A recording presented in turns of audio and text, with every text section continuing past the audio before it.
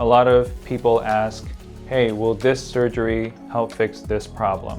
One of the common problems that people are concerned about when it comes to their eyelids is, oh, my eyes look tired. And that may sound like a general statement, but generally it boils down to a couple anatomic considerations.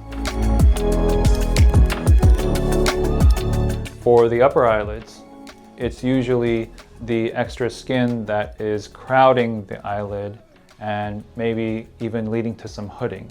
That is one of the most common considerations that we have when it comes to the anatomy when we're considering upper eyelid surgery. Now, as a side note, it may be because the brow is hooding, but that is something to be determined on a case-by-case basis.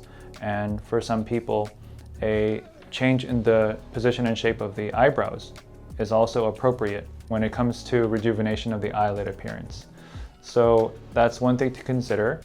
In terms of a tired look, the most common thing that people are concerned about with their lower eyelids is that there are bags that are showing.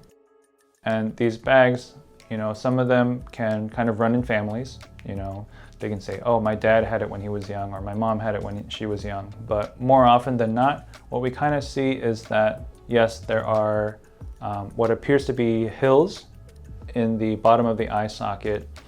And what people often miss is that just between the hill of the eye socket and the top of your cheek, there's a little valley. That valley is actually something that needs to be addressed in addition to the hill that is your eye bag. So what we commonly do is we bring down the eye bag hill, but we also volumize the valley that is between that eye bag and the cheek. And so with lower eyelid surgery, I often do what we call fat grafting. So lower eyelid surgery with fat grafting is a very nice way to have a more comprehensive, more volumized, refreshed look to the lower eyelid cheek area.